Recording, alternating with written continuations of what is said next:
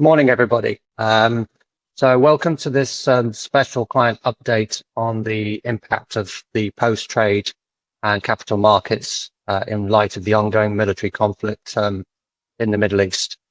So I'm Jim Micklethwaite. I'm Head of Financial Markets for Thomas Murray. I'm going to be hosting this briefing.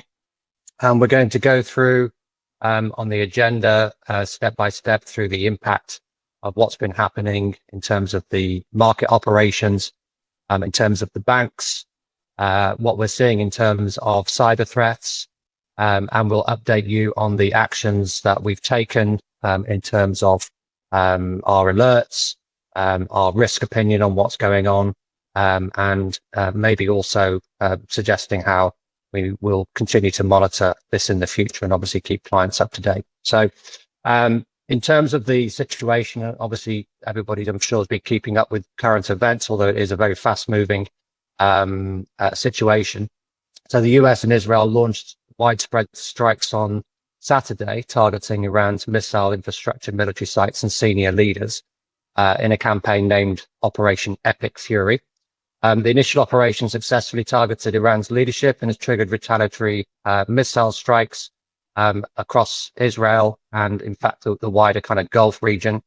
And as of yesterday, and it's also progressed this morning, and there's been an escalation between Israel and Hezbollah in Lebanon. And as of this morning, there was talks of ground troops, Israeli ground troops going into Lebanon. And this morning also, we've seen strikes on the US embassy in Riyadh. Yeah. So the situation remains very fluid with continued military activity, heightened security alerts across the region. And we've also started to see some broader geopolitical and global economic impact in relation to oil prices and some market volatility around some of the neighboring markets as well. So if we just start looking at the markets, I'd like to introduce the head of our Middle East desk, Stacey Fernandez, who's just going to talk us through how the markets have reacted in terms of operational capability. Thank you, Stacey. Thanks, Jim. Morning, everyone. I hope all are well. Now, the last couple of days have been challenging, trying to effectively capture the rapidly evolving geopolitical situation in the Middle East and its potential implications on financial market infrastructures and the trading and settlement environment. As you can see, the most impacted markets with regards to the latest conflict are Bahrain, Kuwait, Oman, Qatar, Egypt, Jordan, Saudi Arabia, Lebanon, and the UAE. I'll start with Kuwait. The capital market regulator announced its decision to suspend trading and settlement activities on 1st March until further notice. However, this decision was revisited the same afternoon, and trading and settlement activities on Borsa Kuwait resumed yesterday, that's the 2nd of March, and the market is currently operating as normal. Moving on to the UAE, again, it was a decision taken by the regulator, the CMA, to suspend trading and settlement activities on the ADX and the DFM on 2nd and 3rd March. The regulator in the DIFC announced a similar decision, and accordingly, Nasdaq Dubai was also closed on these days. So the UAE market is currently closed today. For Lebanon, we currently do not have information on the market's operations. We have reached out to our contacts at the stock exchange and the CSD, and a news flash will be released once information is available and confirmed. The remaining markets are operating as normal as we speak. Now, moving on to TM coverage of the situation. We released news flashes on 1st March announcing the market developments in Kuwait and the UAE. Further news flashes were released on 2nd March. Market alerts have been added across all the products for the markets impacted.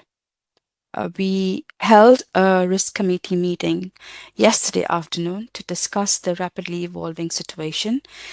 As the escalation could impact the working of the FMI if preventive measures are not in place, it was decided to have both the overall risk outlook and the operational risk outlook to be set as on watch for the markets impacted. As the UAE market is closed for 2 days, it's impacted liquidity in the capital markets. Hence, liquidity risk outlook is also placed on watch. We have reached out to the CSDs in the market to check on their well-being and safety, the impact on the FMI operations, and the preventive measures that are being put in place. We have currently received replies from the Egyptian CSDs, that's the MCDR and ECSD. They are currently operating as normal, and the derivatives market was launched this week. EDA, the CSD in Qatar, has advised that they have activated their BCP. Critical staff are in the office while the remaining are working remotely. The FMI team is monitoring the region closely and will release news flashes as information becomes available. The market alerts and the risk outlooks will also be revisited. Rick, if you could move on to the next slide, please. Now, moving on to Turkey. Though Turkey is not directly affected by the conflict, the CMB, that's the regulator, and the central bank have put in place precautionary measures to stabilize the foreign exchange and financial markets. So short selling on the Borsa Istanbul has been suspended since 2nd of March, that's yesterday, and it will remain in place until the end of trading session on the 6th of March. From past experience, this could be further extended and any changes will be reported. The central bank has also will also start conducting Turkish lira settled forward FX sale transactions. However, the start date has not been mentioned on this measure. And the central bank has suspended 1 weekly repo auctions until further notice. Now, the above measures were discussed in the risk committee, and it was decided to have the liquidity impact risk outlook as on watch. Again, the FMI team is monitoring the region closely and will release news flashes as further information becomes available. That's all from me, and thank you very much for joining. Thank you, Stacey. And worth noting as well, we've seen sort of high volatility in some of the other markets as around the region, even as far as Pakistan, which has triggered some circuit breakers yesterday. So we may well see some additional market volatility as things kind of pan out. To look at the banks, we'd like to introduce Caroline McCready. She's the network manager for the Middle East. And Caroline, if you could just take us through what's happening with the banks, please. Thank you. Thank you. Hi, everyone. I hope everyone's keeping well. Sorry we had to get together under these circumstances, but just to let you know what's happening on the bank side. So as my colleague Stacey alluded to, a risk committee was conducted yesterday, and it was decided that Thomas Murray would be placing all our Middle Eastern banks within our sub-custody network on watch from an overall perspective as well as operational risk, signaling heightened vigilance from ourselves. We'll be reviewing these continuously and making any changes to reflect the risk assessments and communicate those out to clients without delay. So as everyone knows, the Kuwaiti market was closed on Sunday, but is now returned to normal operations. The UAE is still shut down for the next 2 days. We have, in fact, reached out to a couple of our sub-custodians in the markets, and they have assured us that it's business as usual. From a central bank and payment flow and FX activity perspective as well, everything is operating as normal across the region. We have no reason to believe that there's any delays or any impact from a central bank or a payment perspective.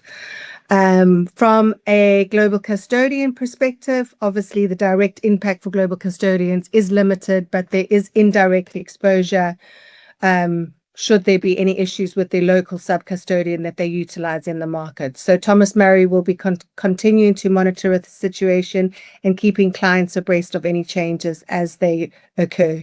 So thank you very much for your time.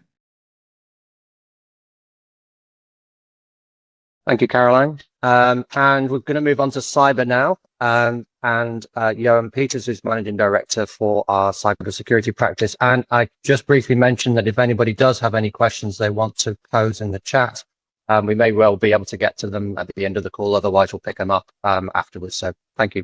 Away you go, Johan. Thank you, Jim. And good morning, everyone. So war's not only kinetic these days, it also takes the form of cyber attack, as that's often the most economical and impactful way of disrupting civilian life. A combination of kinetic and cyber attack is known as hybrid warfare these days. So we currently see that the UAE is currently the second most targeted nation globally over the last 36 hours, surpassing the USA. It's in fact the first time that the Gulf states have entered the top 5 global targets. So that's driven by their perceived alignment with the US-Israeli coalition and hosting forward deployed US military assets. As you might expect, Israel is also under sustained attack, and it's currently the first most targeted country in the last 36 hours, with typically government and defense assets being targeted. Activists have also attacked Israel's National Security Studies think tank. Next slide, please, Rick. So Iran maintains one of the most mature and operationally active state cyber programs in the Middle East. They operate under formal intelligence and military structures. They commonly provide tooling, access, or targeting intelligence to hacktivists, so campaigners acting on behalf of the state effectively, wiper malware, assist in supply chain intrusion, sometimes taking months or years to plan and arrange destructive actions. We can expect, given the current leadership vacuum in Iran, for that to be pretty volatile in nature, especially over the next 48 to 72 hours. So the current threat intel indicates that Iran is associated with things like a petrol station payment systems disrupted in Jordan in an attempt to disrupt civilian life. US and Israeli military provider networks are targeted with data destruction operations. They've turned to over 100 pro-Iranian hacktivist groups mobilized under the campaign banner. Previously compromised industrial control systems are a key concern. That's been ongoing since about 2024. But given the long time it takes to change industrial control systems, and the fact that the adversary is fairly patient in their strategy, exposed Israeli-based industrial control systems or anything to do with process control is a real key concern, especially when you consider the opportunity to disrupt civilian life through disrupting things like power and other utilities such as desalination, for example. We can also expect to see retaliation against psychological operations, mimicking the Baidspada attack, which compromised high-reach platforms to display political messaging. The Baidspada attack, if you're not familiar with it, was at the outset of the war, where the app sent to at least about 5 million users, allegedly some states as many as 30 million users, political messaging suggesting surrender at the very outset, so starting to affect the mindset within Iran. Next slide, please, Rick. So sectors of particular risk, financial services first and foremost.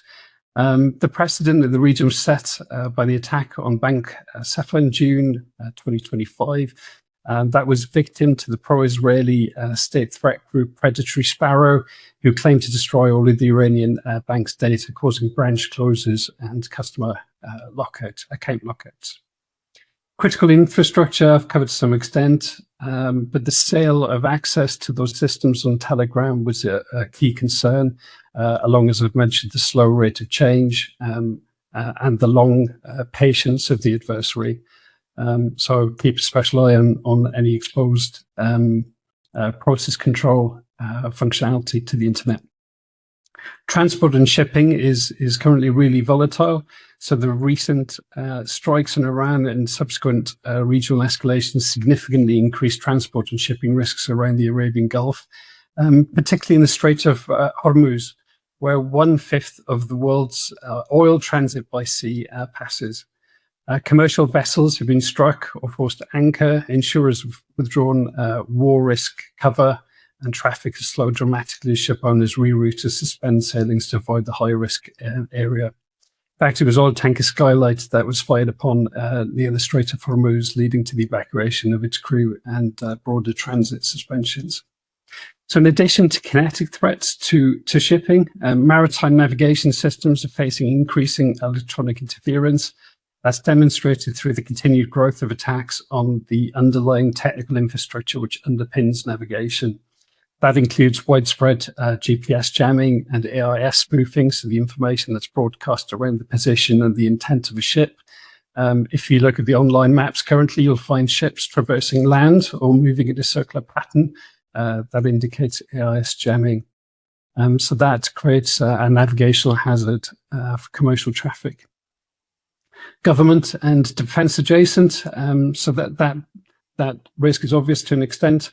But it was interesting to see the Institute for National Security Studies and there's a really think tank being attacked. So that demonstrates intent to attack intellectual and policy infrastructure, as well as the more practical aspects of life.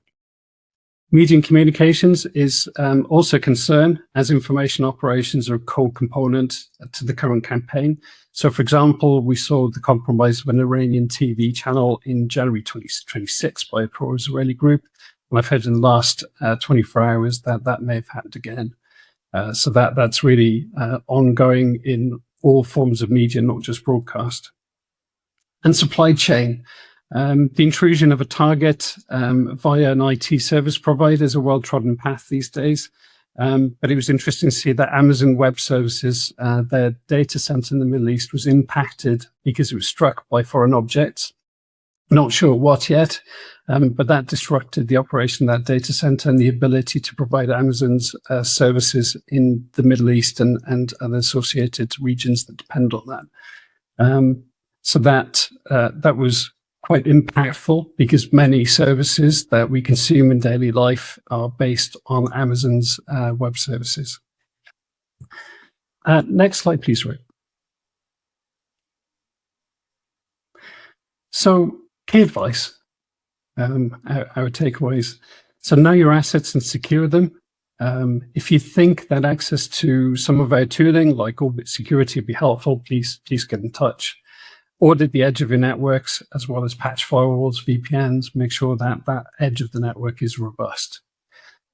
Take offline immutable backups, so backups that can't be easily changed, so that if the worst happens, it can be restored. Be ready to activate denial of service, so DDoS mitigation in case of attack. That kind of mitigation takes time to set up, and there's specialist providers that do that for you. And it's a case of being ready with the right contract and configuration to be able to turn it on, because that otherwise takes time. Temporarily restrict or intensively monitor traffic from affected geographies. So especially where there's no business need to receive traffic from that region, maybe just deny all traffic for a period of time. Increase monitoring and separation of process control networks. So if you have anything that involves operation technology or industrial control systems, isolate those as much away from the corporate network and the internet and environments that don't need to be connected, frankly, as possible, and check for anomalous behavior. Monitor supplier access closely, because that's an environment that you might trust but not be in fully control of. Raise employee awareness and activate incident response readiness. And please ask for help if you need it. We're available on the number on the screen 24/7. So thanks very much, Jim. That's it from me. Thanks very much, Johan. And actually, before we kind of move to the conclusion, I think there's a question that's been posed, which I think is falling under your remit. So question posed is what intelligence is coming from Russia and China? Are they covertly or overtly supporting the Iranian regime? So any insight into that at all?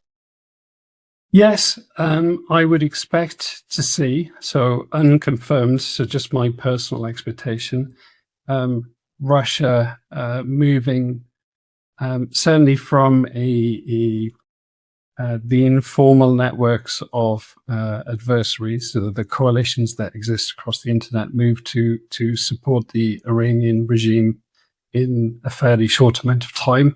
I've seen chatter that indicates that that's planned and on the edge of happening, but I haven't seen evidence of it actually happen yet. China, I'm not sure of their position yet. Thank you. Okay. Thank you, Johan. Cheers.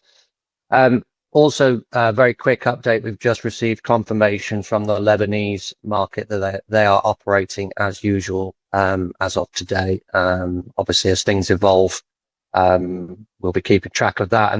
And generally, in looking ahead, I mean, this is a very fluid and complex situation. Obviously, has a potential to spread quite widely across the region and impact market operations, bank liquidity, and the cyber element as well. So we'll be continuing to monitor developments extremely closely as this conflict continues.